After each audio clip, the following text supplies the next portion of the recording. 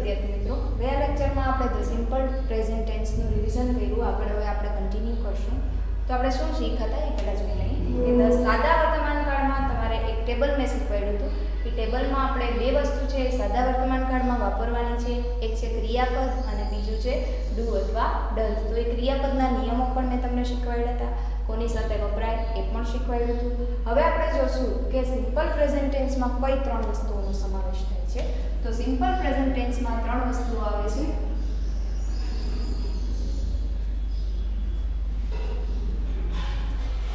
પહેલું અસ્તિત્વ, બીજું માલિકી અને ત્રીજું આવે છે ક્રિયાપદનું રૂપ. અસ્તિત્વમાં કઈ વસ્તુ, અસ્તિત્વને ઇંગ્લિશમાં કહેશે એક્ઝિસ્ટન્સ, માલિકી એટલે કે હેવ અથવા હેઝ,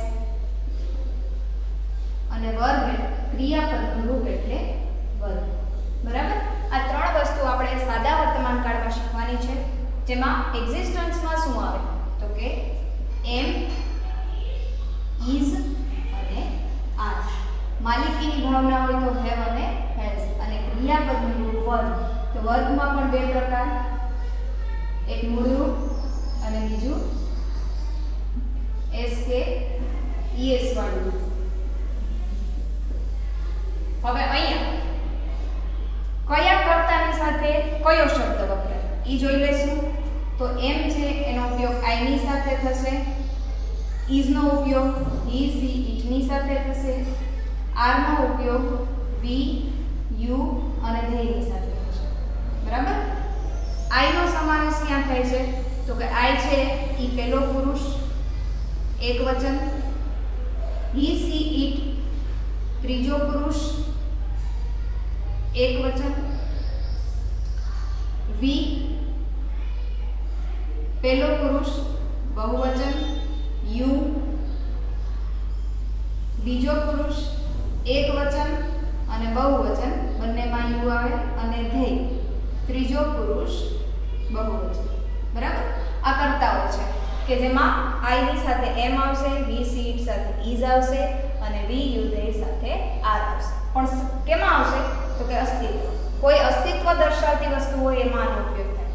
પછી બીજું છે હેવ ને હેઝ. તો હેવ કોની સાથે આવશે તો કે આઈ, વી, યુ અને ધે, આ બધાની સાથે આવશે હેવ. ખાલી હી, સી અને ઇટ સાથે જ હેઝ નો ઉપયોગ થશે.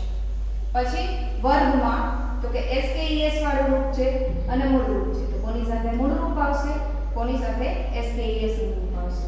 તો આઈ, યુ, વી અને ધે. અને કોઈ પણ બહુવચનના કર્તા હોય તો એની સાથે મૂળ રૂપ આવશે, અને હી, સી અને ઇટ, અને એક વચનના કર્તા. તો આ બધાની સાથે શું આવશે એસ કે ઈએસ વાળું રૂપ. એના ચાર નિયમો આપણે જોયા હતા. કયા ચાર નિયમ તો કે પહેલો નિયમ એસ પ્રત્યય લાગે. બીજો નિયમ કોઈ પણ સ્પેલિંગનો અંત જો double S, SH, CH, x અને ઓ થી થતો હોય તો ઈએસ લાગે. પછી ત્રીજો નિયમ સ્વર પ્લસ વાય હોય તો એસ લાગે.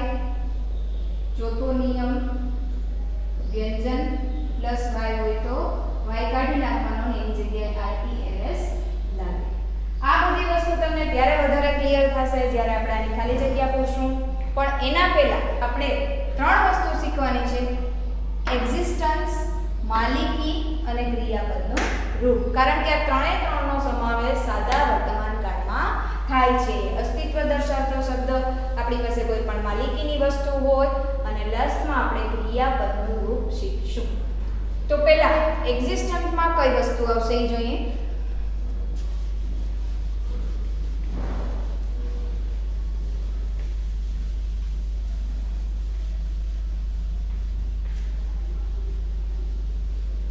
હવે એક્ઝિસ્ટન્સમાં કઈ વસ્તુ આવશે એ જોતા પહેલા આપણે એ વસ્તુ ખાસ શીખી લેવાની છે કે ટેન્સમાં કઈ કઈ વાક્ય રચના આવશે. તો ટેન્સમાં 4 પ્રકારની વાક્ય રચના આવશે અને એ વાક્ય રચના છે આપણે કોઈ પણ વાક્ય જ્યારે બનાવવું હોય તો આપણે ખ્યાલ હોવી જોઈએ કે એની રચના કઈ રીતે થાય. જેમ કે ગુજરાતી ભાષામાં આપણે બોલીએ કે કવિતા પત્ર લખે છે તો આપણે ખ્યાલ જ છે કે કવિતા એટલે કર્તા, કર્તા સર્વપ્રથમ આવશે. પછી શું લખે છે તો કે પત્ર લખે છે એટલે પત્ર છે એનું કર્મ છે એટલે એ વચ્ચે આવશે અને લખે છે ક્રિયા છે જે છેલ્લે આવશે. પણ અંગ્રેજીમાં એવું હોતું નથી. અંગ્રેજીમાં ક્રિયાપદનું રૂપ છે એ આગળ આવે છે. તો વાક્ય કઈ રીતે એની રચના કરવી એના માટે આપણે ખ્યાલ હોવો જોઈએ કે એના પછી કઈ વસ્તુ આવે. હવે વાક્ય રચના છે એ આપણે શીખવાની છે. તો આ વાક્ય રચનાને ઇંગ્લિશમાં શું કહેવાય એ આપણે ખબર હોવી જોઈએ. એને કહેવાય ઇંગ્લિશમાં વર્બ ફોર્મ્સ એટલે કે વાક્ય રચના. હવે કોઈ પણ વાક્યની જ્યારે તમે રચના કરો તો તમને ખ્યાલ હશે કે વાક્યની રચના સૌપ્રથમ હકાર, હકાર એટલે કે મેઇન જે આપણું વાક્ય હોય તેને હકાર વાક્ય કહેવાય. પછી એ જ વાક્ય જ્યારે કોઈ પણ વસ્તુ ન હોય અને નકારમાં બને એટલે કે વચ્ચે ના શબ્દ આવે તો નકાર વાક્ય રચના આવે. પછી ક્યારેક આપણે પ્રશ્ન પૂછતા હોય તો પ્રશ્નાર્થ આવે અને લાસ્ટમાં આપણે અંગ્રેજીમાં WH પ્રશ્ન બને છે એટલે આવે છે WH વાક્ય રચના. તો સૌપ્રથમ કઈ વાક્ય રચના આવશે? હકાર વાક્ય રચના, પછી નકાર વાક્ય રચના, પ્રશ્નાર્થ વાક્ય રચના અને WH વાક્ય રચના. કઈ રીતે થાય એ આપણે વાક્ય જોશું એટલે તમને ખ્યાલ આવશે. હવે આ આપણે ગુજરાતી શબ્દ છે. અંગ્રેજીમાં આપણે ખબર હોવી જોઈએ કે આને શું કહેવાય. હકાર એટલે પોઝિટિવ વર્બ ફોર્મ, નકાર એટલે નેગેટિવ,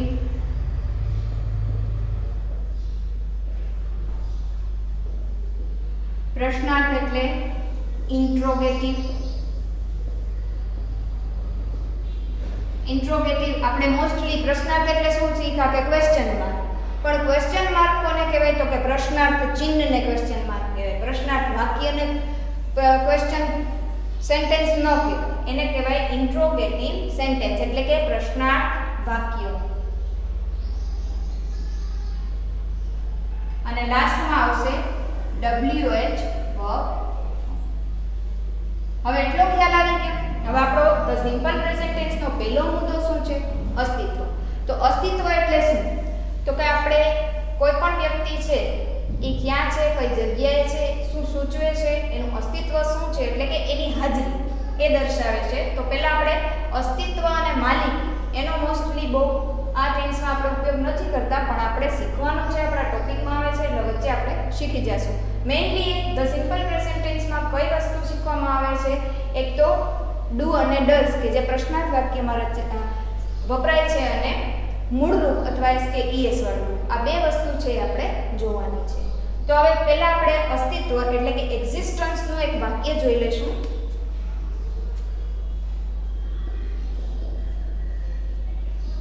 હવે એક્ઝિસ્ટન્સનું તમે વાક્ય જોયું બરાબર, તો એમાં આપણે અસ્તિત્વ દર્શાવતું વાક્ય છે એ લેવાનું છે. જેમ કે અત્યારે હું મારી જ વાત કરું તો શું આવે? આઈ એમ અ ટીચર. તો આ વાક્ય શું દર્શાવે છે? મારું અસ્તિત્વ દર્શાવે છે કે હું શિક્ષક છું. હવે અહીંયા આઈ એમ અ ટીચર, ટીચર અહીંયા પોઝિટિવ વાક્ય રચના કેવી છે તો કે હકારમાં છે કે હું શિક્ષક છું, મેઇન વાક્ય છે એટલે આ હકાર છે. પછી ફોર એક્ઝામ્પલ આ સેન્ટેન્સ કોઈ બીજું બોલે તો એ શું કહે? આઈ એમ નોટ અ ટીચર, હું શિક્ષક નથી. તો વચ્ચે નથી આવ્યું એટલે નકાર આવે. હવે પ્રશ્ન પૂછીએ કે એમ આઈ અ ટીચર, શું હું શિક્ષક છું? છેલ્લે પ્રશ્નાર્થ વાક્ય, પ્રશ્નાર્થ ચિહ્ન આવી ગયું એટલે આ પ્રશ્નાર્થ વાક્ય રચના. હવે લાસ્ટમાં આપણે WH થી પ્રશ્ન કરીએ. હુ.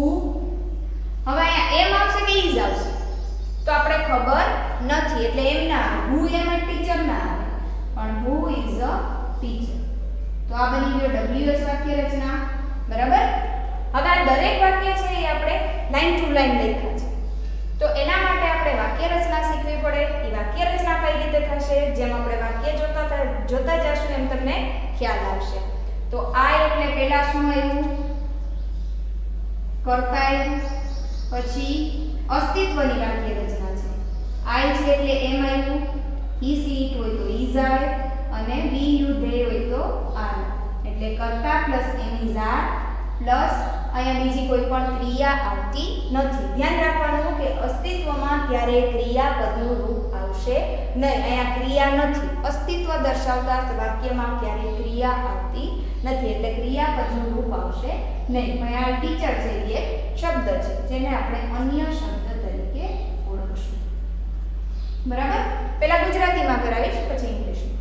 હવે આ કઈ વાક્ય રચના છે? હકાર વાક્ય રચના. હવે તમારે નકાર વાક્ય રચના છે. કર્તા plus am is are plus not plus અન્ય શબ્દ. બરાબર? પછી પ્રશ્નાર્થ વાક્ય રચના. તો એમ ઇઝ આર પ્રશ્ન જ્યારે કરો ત્યારે આગળ આવી જાય એમ ઇઝ આર પ્લસ કર્તા પ્લસ નોટ નીકળી જાય. પ્રશ્નાર્થ વાક્ય છે એટલે એમાં નોટ આવે નહીં. અન્ય શબ્દ. અને છેલ્લે શું એડ થયું? પ્રશ્નાર્થ વાક્ય રચના છે એટલે પ્રશ્નાર્થ માર્ક આવશે. પછી છે WH વાક્ય રચના.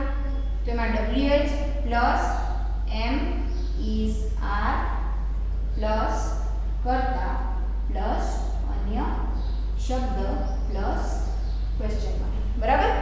આ ગુજરાતીમાં જોઈએ. હવે આ જ વાક્ય રચનાને ઇંગ્લિશમાં કન્વર્ટ કરીએ. કર્તા એટલે સબ્જેક્ટ. હું તમને બે શું કામ લખાવું છું? કારણ કે તમને વધારે યાદ રહે. પણ આપણે મેઇનલી શું યાદ રાખવાનું છે? ઇંગ્લિશમાં જ યાદ રાખવાનું છે. Subject plus am is are plus other word. Negative subject plus am is are plus not plus other word. Interrogative M is R plus subject plus other word plus question mark. અને WH plus M is R plus subject plus other word plus question mark. તો આ ગુજરાતીમાં છે, આ અંગ્રેજીમાં છે. બે જોઈએ એટલે આપણે ખ્યાલ આવી જાય. આ વાક્ય કયું છે? અસ્તિત્વનું, કે જેમાં અસ્તિત્વ જ દર્શાવે. અસ્તિત્વમાં ક્યારે ક્રિયાપદનું રૂપ આવશે નહીં, કારણ કે આપણે ધ સિમ્પલ પ્રેઝન્ટ ટેન્સના 3 પાર્ટ પાડેલા છે. હવે બીજી વસ્તુ શું આવે? એક્ઝિસ્ટન્સ પછી માલિકી. તો માલિકીનું વાક્ય જોઈએ આપણે.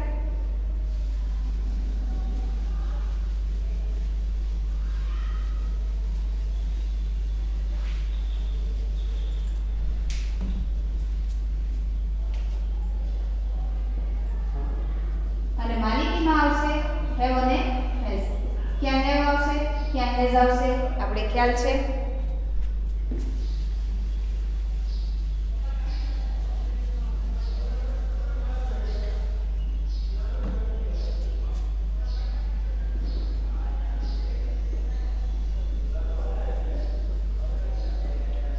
સામાન્ય રીતે હેવ અને હેઝનો ઉપયોગ પૂર્ણ કાળમાં પણ થાય છે, પણ જ્યારે સિમ્પલ પ્રેઝન્ટ ટેન્સમાં માલિકીની કોઈ વસ્તુ દર્શાવવી હોય ત્યારે પણ હેવ અને હેઝનો ઉપયોગ થાય છે. તો એક હેવનું વાક્ય બનાવશું, એક હેઝનું વાક્ય બનાવશું, કારણ કે આપણે બેની વાક્ય રચના જોઈશે. તો પહેલા આપણે હેવનું વાક્ય જોઈ લઈએ. I have 2 cars. મારી પાસે 2 ગાડીઓ છે. એને નેગેટિવ બનાવો. I have not 2 cars. પછી હેવ ને આગળ લઈ લે એટલે પ્રશ્નાર્થ વાક્ય. Have I 2 cars. પછી WH બનાવો. અહીંયા 2 cars છે એટલે હાઉ મેની થી પ્રશ્ન બનાવો. How many cars have I. બરાબર? હવે એની વાક્ય રચના જોઈ લઈએ. તો હેવ ની વાક્ય રચના શું બનશે? કર્તા પ્લસ હેવ પ્લસ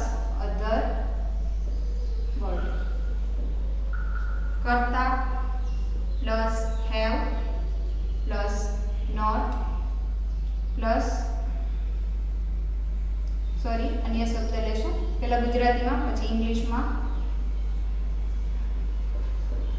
પ્રશ્નાર્થ વાક્ય રચના હેવ પ્લસ કર્તા પ્લસ અન્ય શબ્દ પ્લસ પ્રશ્નાર્થ ચિહ્ન. પછી WH વાક્ય WH પ્લસ હેવ પ્લસ કર્તા પ્લસ અન્ય શબ્દ પ્લસ ક્વેશ્ચન માર્ક. હવે એને ઇંગ્લિશમાં જોઈ લઈએ. કર્તા એટલે subject plus have plus other word. Negative subject plus have plus not plus other word.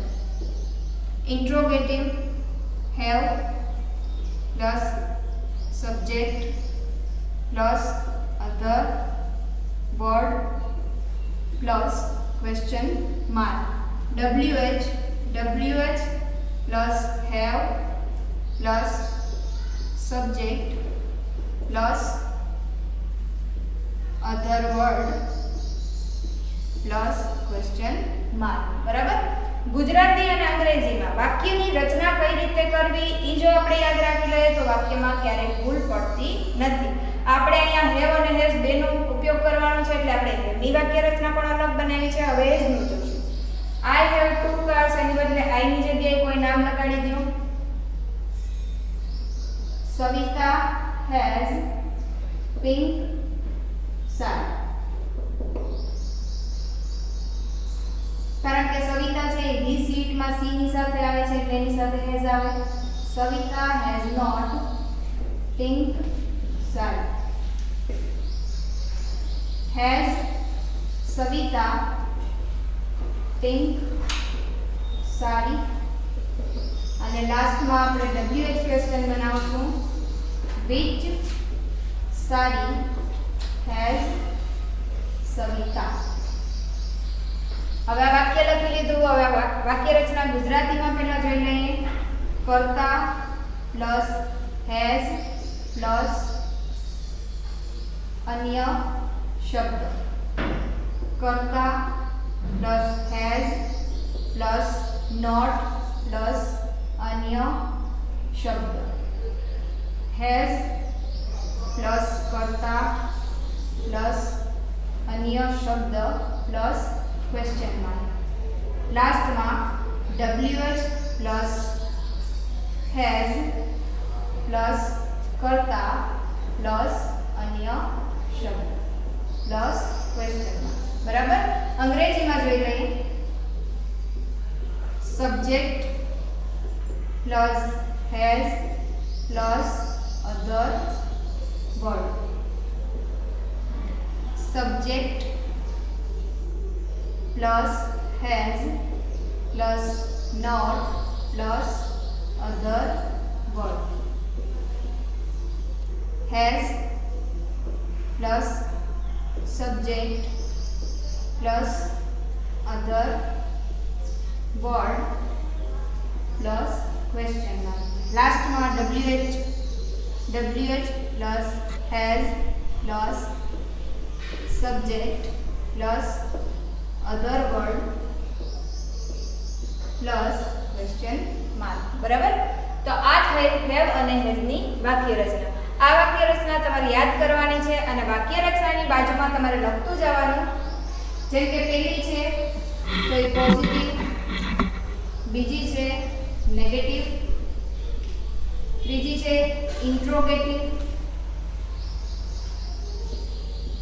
અને લાસ્ટ છે WH વાક્ય રચના. આ રીતના આપણે લખતા જઈએ અને આ રીતે સામે લખેલું હોય તો દરેક વાક્ય રચના અને વાક્યમાં ક્યારેય ભૂલ પડતી નથી. આજના આપણા લેક્ચરમાં આપણે ધ સિમ્પલ પ્રેઝન્ટ ટેન્સના 3 પાર્ટ, એમાંના 2 પાર્ટ જોયા. એક એક્ઝિસ્ટન્સ એટલે અસ્તિત્વ અને બીજું માલિકી એટલે કે હેવ અને હેઝ. હવે ત્રીજો પાર્ટ આપણો છે મેઇન પાર્ટ છે ધ સિમ્પલ પ્રેઝન્ટ ટેન્સનો જે છે વર્બ. તો આપણે નેક્સ્ટ લેક્ચરમાં એની ખાલી જગ્યા, એના સેન્ટેન્સ, એની વાક્ય રચના અને કઈ રીતે એમાં વાક્ય બને એ બનાવતા શીખશું.